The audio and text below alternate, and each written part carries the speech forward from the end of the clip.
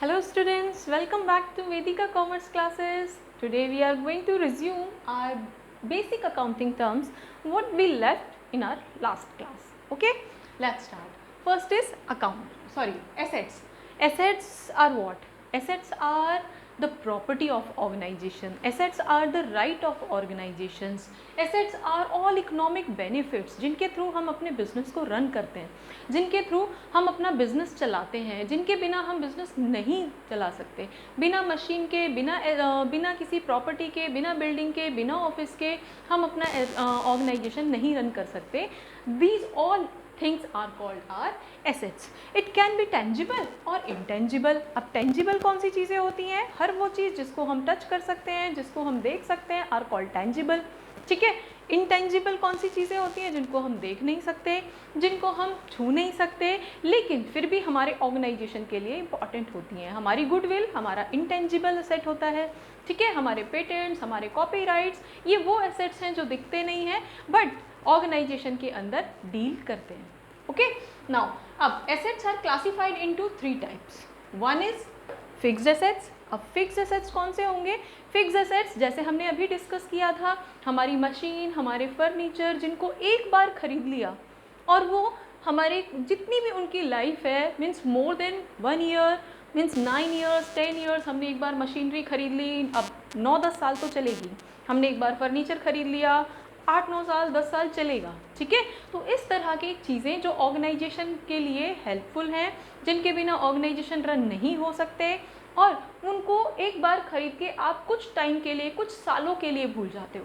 These are called fixed assets, जिनको हम cell करने के लिए नहीं खरीदते हैं, जिनको हम अपने बिजनेस को रन करने के लिए खरीदते हैं. उनके बिना बिजनेस रन नहीं हो सकता. Fine. Now next is current assets. अब करंट एसेट्स फिक्स्ड एसेट्स थे जिनको हमने सेल करने के लिए नहीं खरीदा, लेकिन उनके बिना हम बिजनेस रन नहीं कर सकते. दूसरी तरफ हमारे वो एसेट्स जो 1 साल के अंदर करंट बोला ना, जैसे हमने करंट लाइबिलिटीज़ पढ़ी थी, 1 ईयर में हमें पे करना है, वैसे ही हमारे करंट एसेट्स हैं. अब करंट एसेट्स जो 1 साल के अंदर कैश में कन्वर्ट हो जाएंगे. इट मीन्स हम उन्हें सेल करने के लिए यहाँ पे यूज़ कर रहे हैं. हमारा रॉ मटेरियल जिसको हम विद इन 1 ईयर अपना फिनिश गुड में ट्रांसफ़र करेंगे और उसके बाद उसको सेल करेंगे और वो वापस कैश से स्टार्ट हुआ था और वापस कैश में कन्वर्ट हो जाएगा. फाइन. अब कोई भी हमारे डेटर्स जिनको हमने क्रेडिट पे सेल कर दी है, हमने उनको 6 मंथ्स का टाइम दिया था, हमने उनको 45 डेज़ का टाइम दिया था, व्हाटएवर, विद इन 1 ईयर हमने उन्हें टाइम दिया था और उस ड्यूरेशन में उन्होंने हमें पेमेंट कर दी. तो वो सारी चीज़ें जो हमारी 1 साल के अंदर वापस कैश में कन्वर्ट हो जाएंगी are called current assets. Fine. Now fictitious assets. What is fictitious? Something sounds like suspicious. Means जिसकी कुछ क्लैरिटी ही नहीं है, कुछ पता ही नहीं है, बहुत अच्छे से डिफाइंड नहीं है, कुछ ऐसी चीज़ें जो सस्पिशियस नेचर की होती हैं. अभी तक हमारे फिक्स थे, हम क्लासीफाई कर सकते हैं, ये मेरा फिक्स्ड एसेट है ऑर्गेनाइजेशन के अंदर, ये मेरा करंट एसेट है. Fine. Fictitious assets proper defined है, ऐसा नहीं है कि बुक्स में डिफाइंड नहीं है, लेकिन फिर भी स्टूडेंट्स को बहुत कन्फ्यूज़न होती है फिक्टिशियस के अंदर.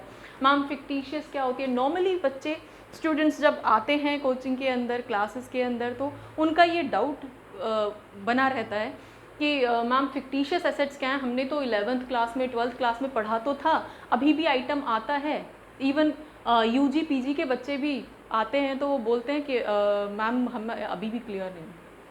सो we study that. Okay. Now fictitious ना तो टेंजिबल होते हैं और ना इंटेंजिबल होते हैं. हमेशा ही हम ये नहीं कह सकते कि ये टेंजिबल ही रहेंगे नेचर में, ज़रूरी नहीं है, और ये भी नहीं कह सकते कि ये इंटेंजिबल ही रहेंगे, कभी नहीं दिखाई देंगे, ऐसा नहीं है. मीन्स ये वो एक्सपेंसेस आप कह सकते हो जिनको आज हम इन्वेस्ट कर रहे हैं, लेकिन उसका जो बेनिफिट है वो हमें कुछ सालों तक, हम कह सकते हैं एक लॉन्ग लाइफ तक रिसीव होता रहेगा. याद रखना, नेचर इसका एक्सपेंस है. ठीक है.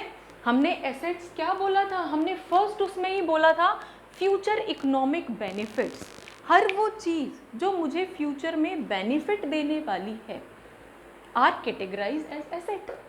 ओके, फिक्स एसेट वो थे जिनको मीन्स हार्डकोर जो हमारे एसेट्स हैं जिनको छू सकते हैं, जिनकी लाइफ लॉन्ग रहेगी, फाइन। करंट एसेट्स वो हैं जो जिनको हम छू भी सकते हैं, जिनको कुछ चीज़ें ऐसी भी हो सकती हैं जो इंटेंजिबल नेचर की रहेंगी लेकिन विद इन 1 ईयर वो कन्वर्ट हो जाती हैं।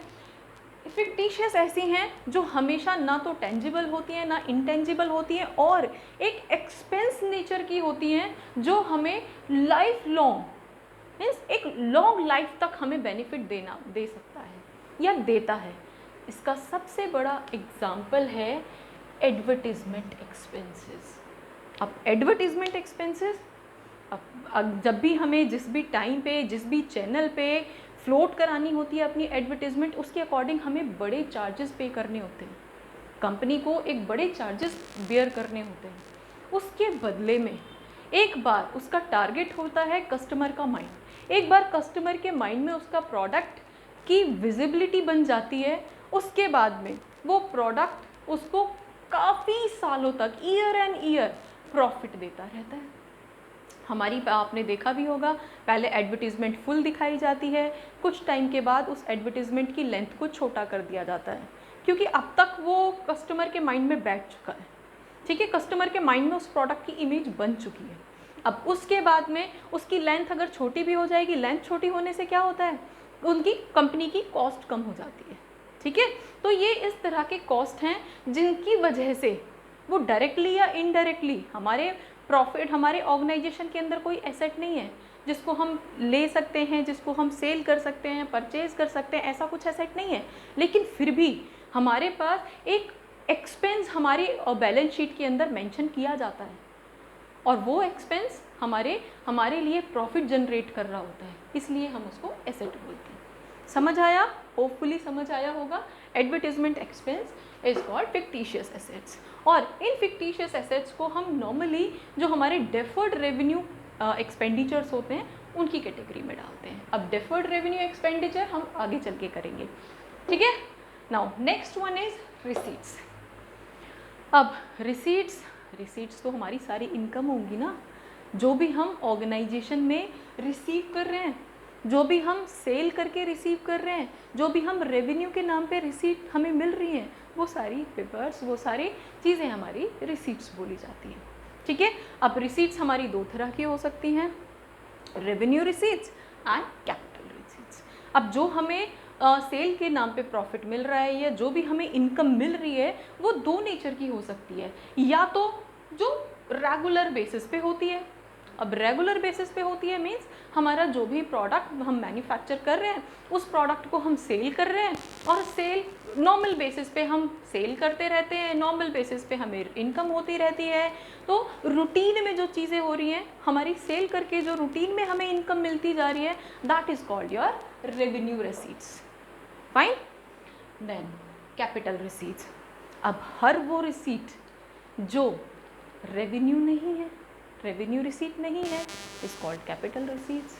अब वो कौन सी रिसीट्स होती हैं, ये तो हमने बोल दिया रेवेन्यू रिसीट्स। ठीक है, जो रेगुलर बेसिस पे होती हैं। अब ऐसी भी रिसीट्स होती हैं जो रेगुलर बेसिस पे नहीं होती, यस ऑफ कोर्स। जैसे कि अभी हम सपोज पेन, मार्कर पेन हम मैन्युफैक्चर करते हैं, हम इसको रूटीन बेसिस पे सेल करते हैं, रूटीन बेसिस पे हमारी इनकम होती है।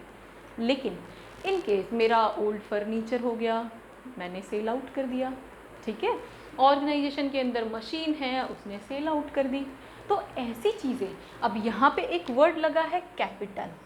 तो कैपिटल का मतलब क्या होता है? कैपिटल मीन्स आपने कैपिटल में से, बड़े अमाउंट में से आपने एक बड़ा अमाउंट किसी पर्टिकुलर एसेट को एक्वायर करने पे खर्च किया था। कैपिटल का मतलब, तो कैपिटल तो वही अमाउंट है ना जो हमने बिजनेस स्टार्ट करते टाइम लगाया था। अब उसमें से आपने क्या खरीदा था स्टार्टिंग में? मशीनरीज वगैरह, बिल्डिंग, ऑफिसेज वगैरह वगैरह, है ना, बड़े अमाउंट में ही थी। तो उनमें से कोई चीज़ जब हम सेल आउट करके हमें उससे कोई इनकम हुई है, तो वो हमारी कैपिटल रिसीट बोली जाती है। अब रोज़ रोज़ हमारी कोई मशीन ख़राब हुई है तो वंस वाइल कभी हो गई, हमने सेल कर दी, अब ये हर दूसरे दिन तो नहीं होती ना, हर 10 दिन में, हर हफ्ते में, हर वीक में नहीं होती, ठीक है। तो ये नॉन अकरिंग है, नहीं होगी बार बार, ठीक है।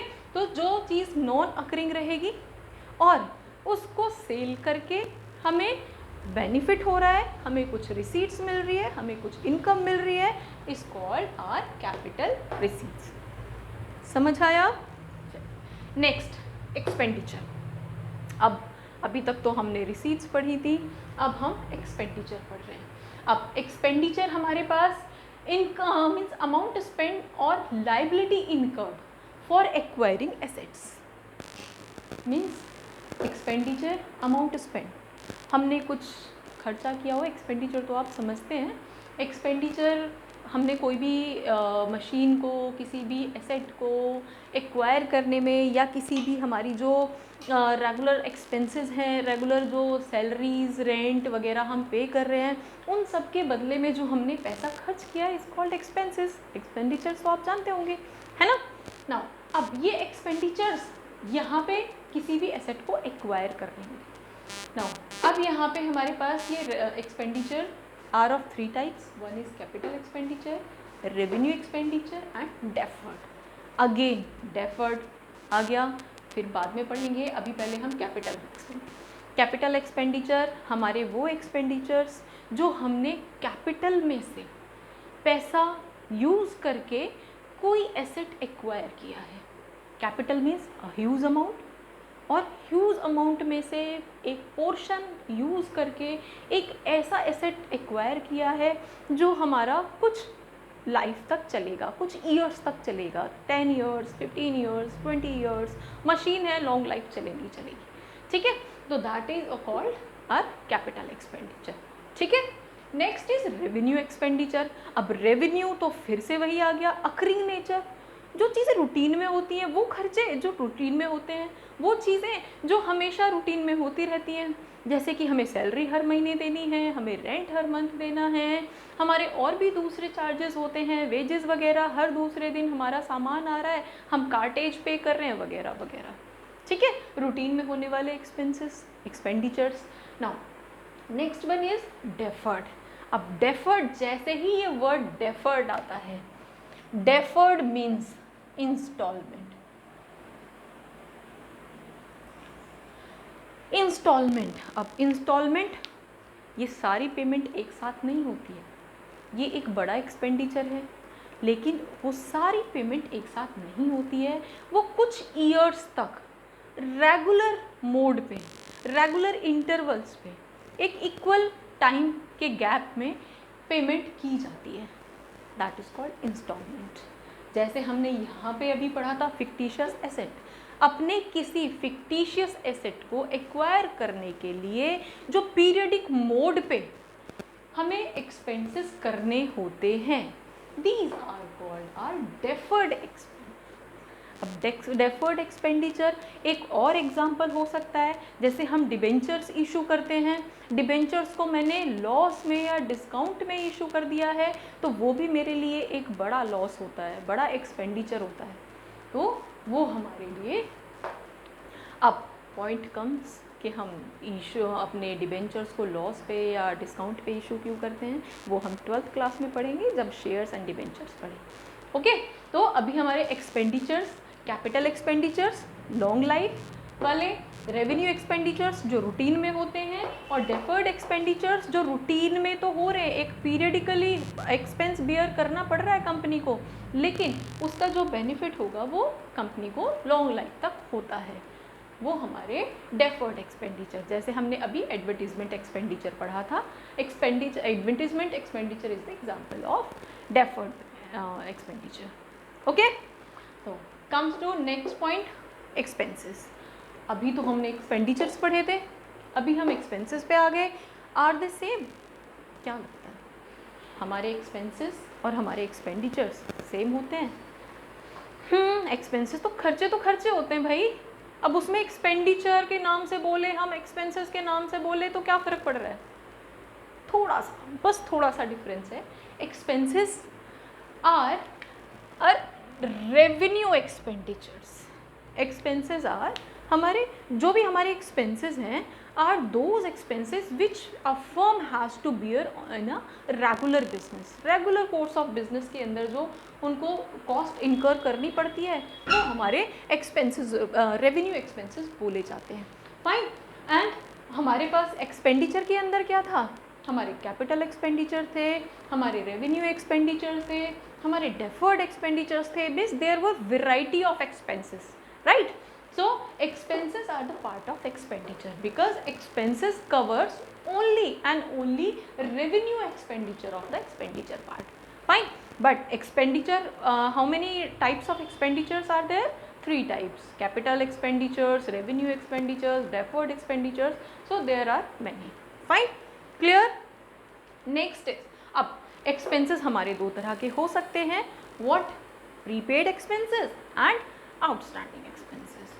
अब प्रीपेड वर्ड आ गया एक्सपेंसेस के साथ, तो प्रीपेड का मतलब क्या है? प्रीपेड मीन्स वो एक्सपेंसेस जो हमने पहले से ही पे ऑफ कर दिए। मीन्स मुझे पता है कि सैलरी देनी है, ठीक है, मुझे पता है रेंट पे करना है, इस पर्टिकुलर डेट को इंटरेस्ट पे करना है, ठीक है। ये वो एक्सपेंसेस हैं जो ऑर्गेनाइजेशन को पता है रेगुलर बेस पे होते हैं, पीरियडिकली होते हैं। तो उस केस में ऑर्गेनाइजेशन कई बार अपने एक्सपेंसेस को टाइम से पहले, जिस दिन वो ड्यू होंगे उससे पहले ही पे कर देती है। That is called prepaid expenses. अब अगर मैंने पहले ही पे कर दिया है तो अपनी आगे चल के जब हम स्टेटमेंट बनाएंगे, बैलेंस शीट बनाएंगे, ट्रेडिंग एंड P&L अकाउंट बनाएंगे, तो वहाँ पे हम इसको एज एन एसेट ट्रीट करेंगे, क्योंकि हमने तो पहले ही पे कर दिया ना। मेरे पास वो रिसीट्स हैं कि मैंने अपना ये पर्टिकुलर एक्सपेंडिचर पहले से ही पे कर दिया, एक्सपेंस पहले से ही पे कर दिया, ठीक है। नो, दूसरी तरफ आउटस्टैंडिंग एक्सपेंसेस। अब आउटस्टैंडिंग एक्सपेंसेस क्या होंगे? वो एक्सपेंसेस जो ड्यू तो हो गए हैं लेकिन अभी तक हमने पे नहीं किए। 31 को मुझे सैलरी पे करनी है, लेकिन आज तो 4 हो गई है, 5th हो गई है, नेक्स्ट मंथ स्टार्ट हो गया, मैंने अभी तक पे नहीं की है। तो सैलरी तो ड्यू हो गई थी ना 1st को ही, लेकिन मैंने अभी तक भी इसको पे नहीं किया है। That is called are outstanding expenses. तो वो एक्सपेंसेस जो टाइम के बाद तक भी पे ऑफ नहीं हुए हैं is called outstanding expenses. Clear? और जो टाइम से पहले पे हो गए हैं वो हमारे प्रीपेड एक्सपेंसेस बोले जाते हैं। Fine. Our next topic is income. Income is what? Receipts. हमारे पास अभी हमने रेवेन्यू पढ़ा था, रिसीट पढ़ा था। Now receipt is what? Revenue, wholesome amount जो हमने एक ईयर में, एक फाइनेंशियल ईयर में रिसीव हुआ है। टोटल रिसीट्स, टोटल पैसा, टोटल टर्नओवर जो मुझे रिसीव हुआ है एक साल के अंदर प्रॉफिट के नाम पे, इनकम के नाम पे, जिसको हम लेमैन लैंग्वेज में कई बार प्रॉफिट बोल देते हैं, कई बार इनकम बोल देते हैं, कई बार रेवेन्यू भी बोल देते हैं। लेकिन रेवेन्यू इज समथिंग ग्रॉस, हमें रफली कितना पैसा रिसीव हुआ है इज कॉल्ड आर रेवेन्यू, ठीक है। उसमें से मैंने एक्सपेंसेस कौन कौन से खर्चे बेयर किए हैं, मैंने किस किस की पेमेंट की है, दैट इज एक्सपेंसेस, ठीक है। तो अब रेवेन्यू में से जब आप एक्सपेंसेस को माइनस करते हो उसके बाद में जो आपको प्योरली इनकम बचती है, जो प्योर रिसीट के नाम पे आपको बचता है, that is called income. Income, profit. अब इनकम एंड प्रॉफिट में भी थोड़ा सा माइनर सा डिफरेंस है, वो हम नेक्स्ट वीडियो में पढ़ेंगे। होपफुली कुछ समझ आया होगा आपको। So we will meet in our next video. Bye.